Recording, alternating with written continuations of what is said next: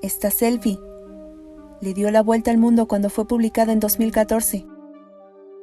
En ella aparece Gary Slock y su madre, Petra Longhebel. Su rostro irradia felicidad, y no es para menos, pues se dirigían a unas inolvidables vacaciones en Pekín, para reforzar ese lazo de madre e hijo que es muy difícil de romper. Él amaba el fútbol y tenía muchos sueños en mente. Uno de ellos, jugar en un equipo profesional. Una meta que su mamá apoyaba en todos los sentidos y le hizo prometer que no descansaría hasta conseguirlo. Pero lamentablemente esa promesa no se llevaría a cabo, pues estás frente a 2 de las 239 personas que desaparecieron a bordo del vuelo 370 de Malaysia Airlines. El caso es conmovedor, pues lo anterior que te platiqué pertenece a una de las tantas historias que abordaron aquel 8 de marzo, en un vuelo que no llegaría a su destino. Este caso cuenta con muchas teorías, pero sin ninguna resolución, ya que hasta la fecha nadie sabe qué sucedió realmente. Familia, ¿cómo están? Bienvenidos una vez más al canal. Yo soy Laura y antes de comenzar, te quiero pedir que si aún no te has suscrito, por favor no dudes en hacerlo y no te olvides de activar la campana de notificaciones para que te enteres en cuanto suba un video nuevo. Y ya sin más que decir, comenzamos.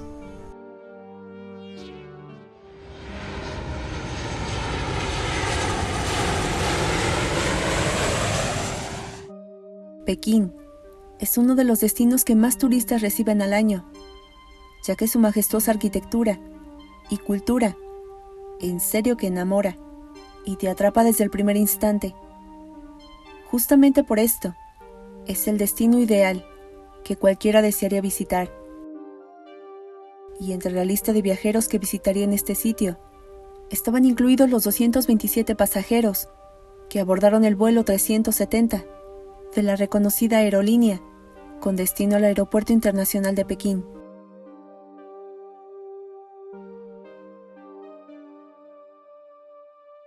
Los pasajeros aguardaban impacientes en la sala de espera. Algunos conversaron con sus familiares antes de subir al avión, mientras que otros alistaban sus pases de abordar para que al ser llamados fueran los primeros en ingresar.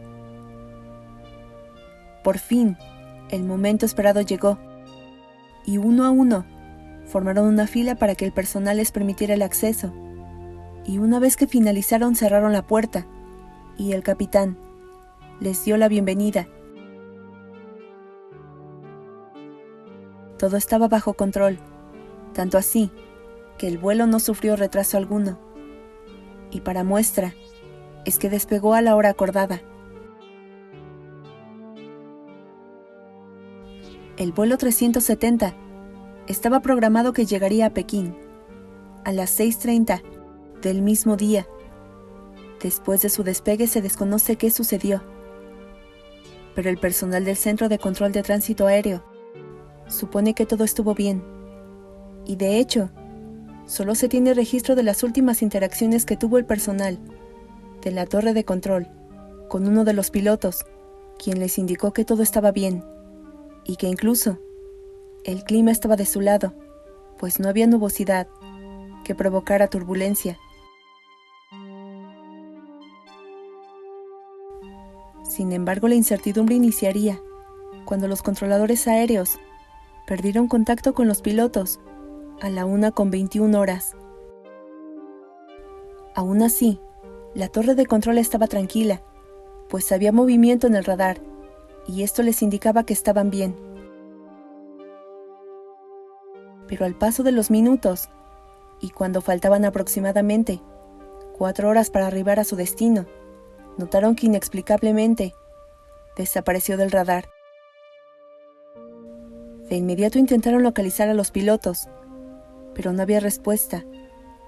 Su última ubicación fue en el espacio aéreo vietnamita, y lógicamente debió haber aparecido en los radares de los controladores aéreos de la República Socialista de Vietnam. Pero tras comunicarse con ellos, los trabajadores negaron que el vuelo hubiera establecido contacto alguno con el control aéreo. El Centro de Control de Malasia estaba más que angustiado. Jamás habían pasado por esto y desconocían cómo debían actuar. Lo único que pasaba por su cabeza era ¿qué les habría ocurrido? Y lo primero que llegó a su mente fue un accidente aéreo. Pero nadie notificaba nada, ni siquiera había información en los medios televisivos, así que esto fue descartado. Esto no se quedaría dentro del centro de control, ya que pocas horas después de difundir la información, el mundo supo de su desaparición, y por supuesto que las hipótesis no tardaron en llegar. Algunas de ellas eran que había sido secuestrado, que había impactado en el mar, o tal vez chocó con un objeto de otro planeta. Y claro, no podía faltar que había ingresado en un campo magnético que lo condujo a un viaje sin retorno.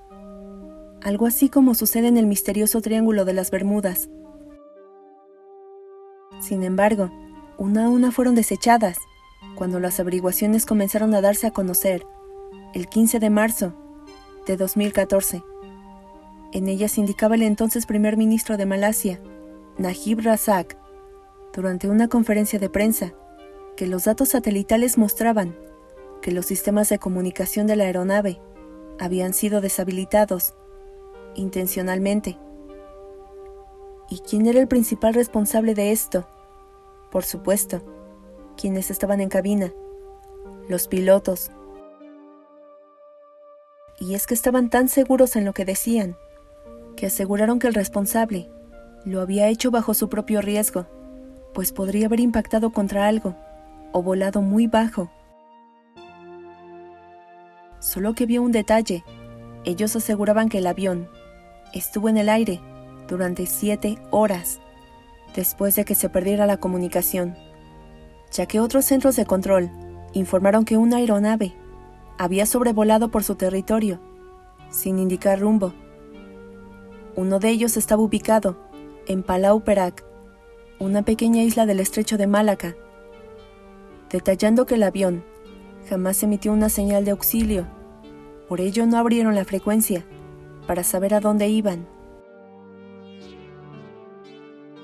Algo extraño que ocurrió el 24 de mayo es que, sin tener fundamentos suficientes, el primer ministro de Malasia confirmó en conferencia de prensa que el avión había caído en el Océano Índico, al este del puerto australiano de Perth.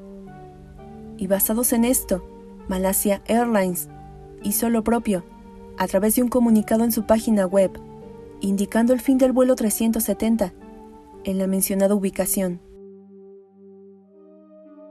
Ahora, ¿por qué te menciono que fue extraña? Porque desde que se informó que supuestamente uno de los pilotos había sido el causante de todo, la búsqueda se suspendió de un momento a otro. Además, porque el avión físicamente jamás fue localizado.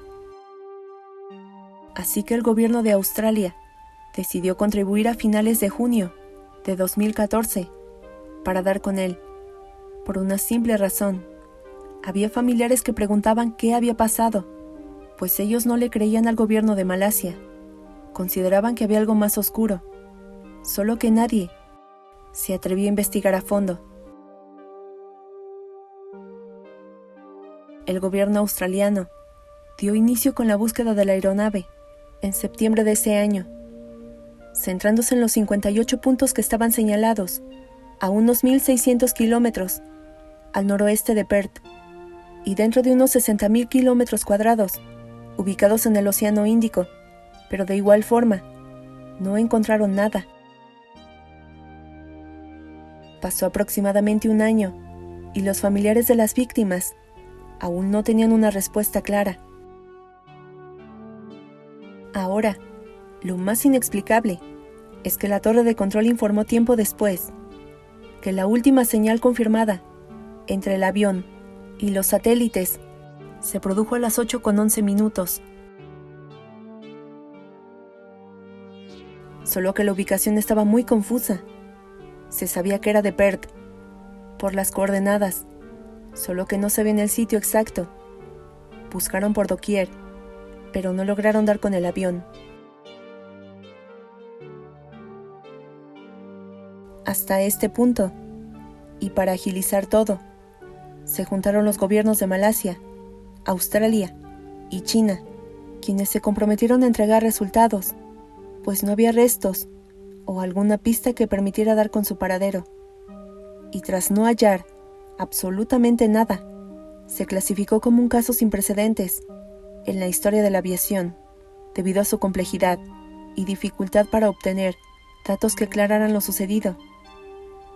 Años posteriores a su desaparición, se difundió más información, como los restos que encontraron de un avión del que aseguraban pertenecía a un Boeing 777, el mismo modelo de la aeronave.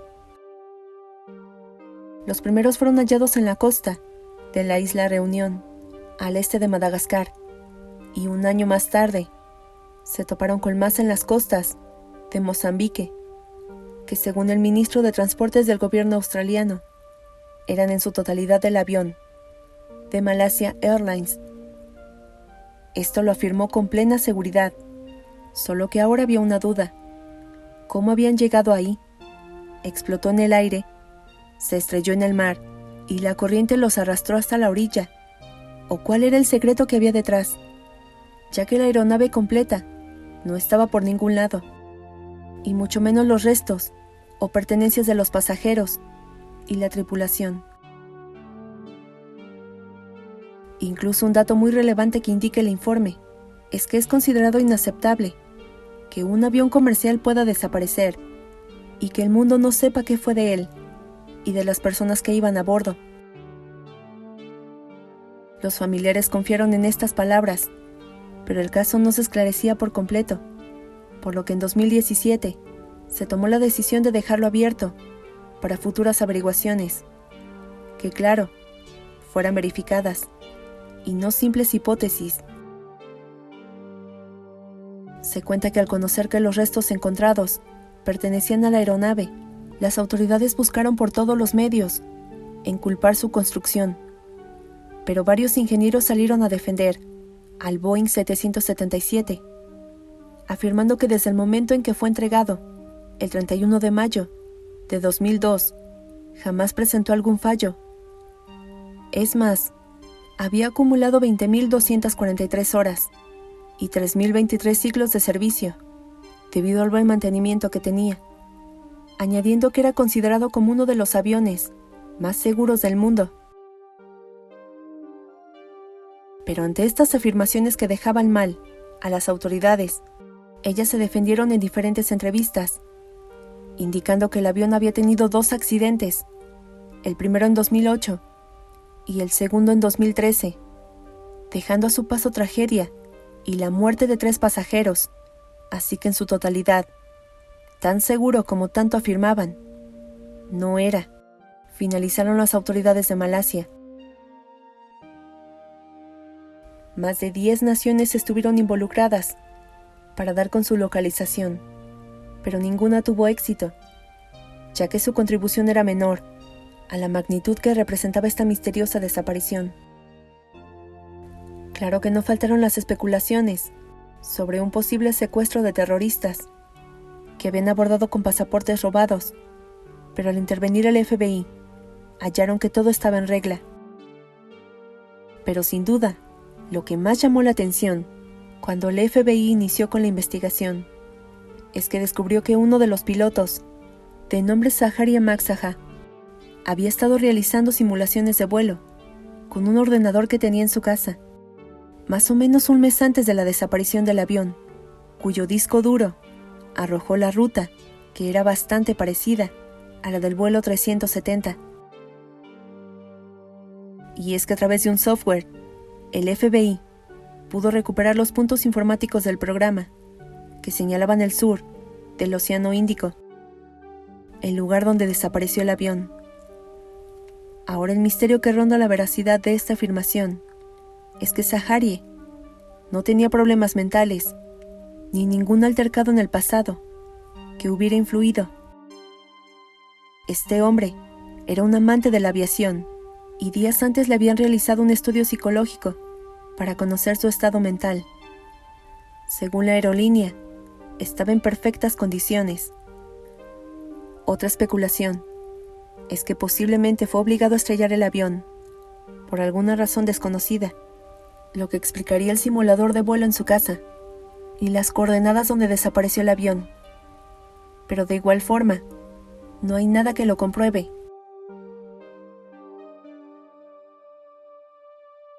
Este caso continúa siendo un tema de qué hablar, ya que nadie sabe qué sucedió realmente. ¿Fue provocado o accidental? Y es que se dice que es inusual que un piloto se suicide con un avión y su tripulación. Aunque se han dado casos, como el vuelo 185 de Silk Air en 1997, el vuelo 990 de Egypt Air en 1999 y el vuelo 9525 de Germanwings en 2015.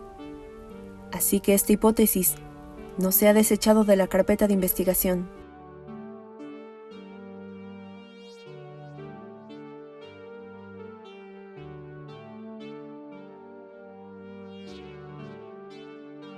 Incluso al respecto, un programa australiano, en 2018, llamó a un grupo de expertos sobre accidentes de avión para explicar la teoría del suicidio como una posible causa de lo sucedido. Y ante esto se determinó que existe una probabilidad que ocurra, solo que es raro que se lleve a cabo, porque los pilotos constantemente están bajo estudios psicológicos para saber si son aptos de llevar a su destino a personas que dejan sus vidas en sus manos. Una especulación que no era descartada, pero tampoco lo aseguraban.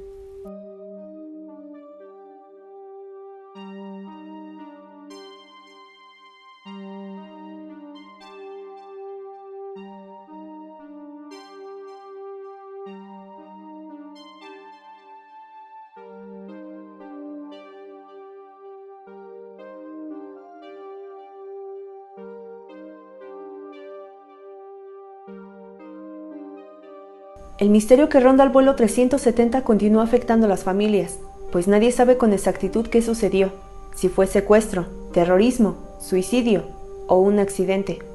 La vida de 239 personas acabó en cuestión de horas, y lo peor es que nadie sabe las razones. Pues familia, hasta aquí llega el video de hoy, espero que te haya gustado y si es así, por favor regálame un like y compártelo con tus amigos y conocidos para que nuestra familia sea cada día más grande. También si quieres que te hable de un caso en especial, por favor déjamelo saber en comentarios y muy pronto lo traeré al canal. Yo soy Laura y ya sabes que te espero en el próximo video con una historia nueva, que seguramente será aún más estremecedora. Familia, que pasen un bonito fin de semana, les mando un abrazo muy fuerte, cuídense mucho y nos vemos en el próximo video.